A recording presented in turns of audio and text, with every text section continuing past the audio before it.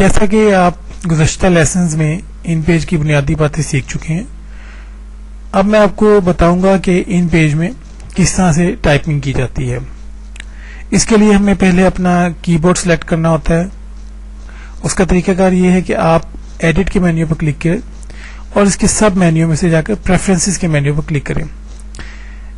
Preferences کے مزید sub menu میں کی بورڈ پریفرنسز کا بٹن ہوتا ہے، جو کہ آپ کو اس وقت شاید دکھائی نہ دے رہا ہو کیونکہ میں ایک لو ریزولوشن میں کام کر رہا ہوں۔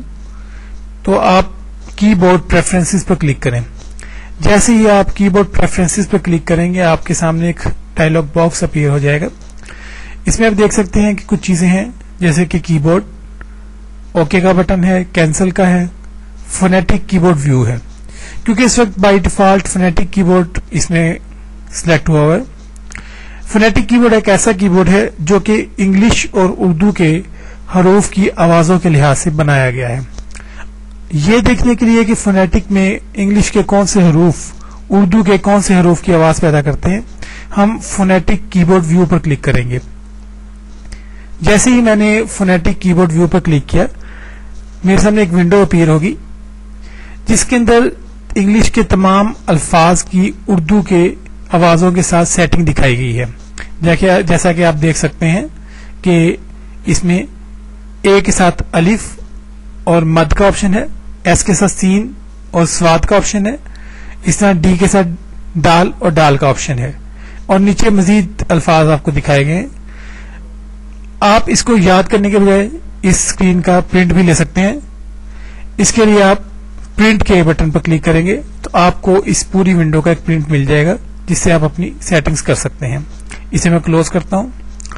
اس کے علاوہ آپ اگر کوئی اور کی بورڈ سلیکٹ کرنا چاہیں تو اس کے لیے اس ڈراپ ڈاؤن مینیو پر کلک کریں تو آپ کے سامنے اور کی بورڈ بھی آ جائیں گے، جیسے کہ مونوٹائپ کی بورڈ، آفتاب، مقتدرہ، فونیٹک، فارسی، عربک، کشمیری، خورشید۔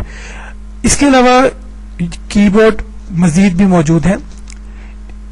ان پہ آپ کو ٹوٹل 8 کی بورڈ ایسے بھی پرووائڈ کرتا ہے جس کو آپ اپنی مرضی سے تیار کر سکتے ہیں۔ جیسے کہ میں یوزر ڈیفائنڈ کی بورڈ فرسٹ کو سلیکٹ کرتا ہوں۔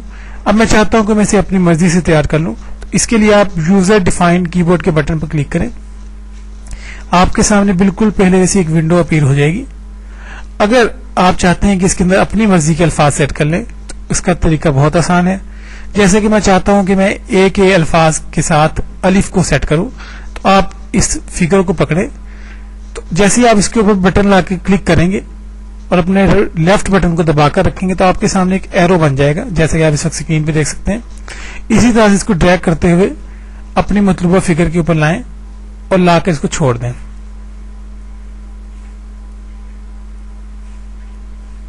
جیسے ہی میں نے اس کو وہاں لا کر چھوڑا تو آپ دیکھ رہے ہیں کہ اے کے سامنے الف آ گیا ہے۔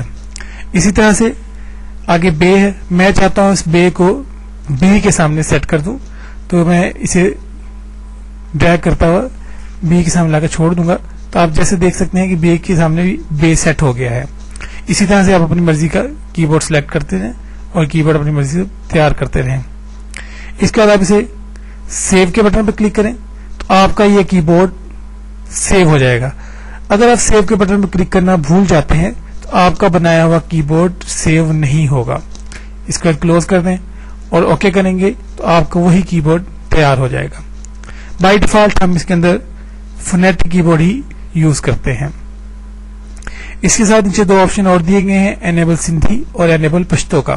اگر آپ سندھی میں اور پشتو میں بھی کام کرنا چاہتے ہیں تو ان دونوں آپشنز کو چیک لگا دیں، ادروائز انہیں آپ ختم کر دیں۔ اس کے بعد آپ اوکے پر کلک کریں تو آپ کا کی بورڈ سیٹ ہو چکا ہے۔ اب آپ کو یہ یاد ہونا چاہیے کہ آپ کے انگریزی کے کون سے حروف پر اردو کے حروف موجود ہیں۔ اس کے لیے بہت آسان ہے کہ آپ کے سامنے پرنٹ موجود ہوگا۔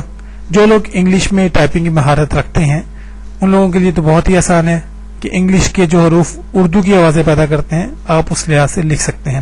مثال کے طور پر میں اس پہ کچھ ٹیکسٹ لکھتا ہوں، جیسے نیو ویژن سیڈیز پاکستان، تو اس طرح سے آپ اس میں टाइपिंग कर सकते हैं।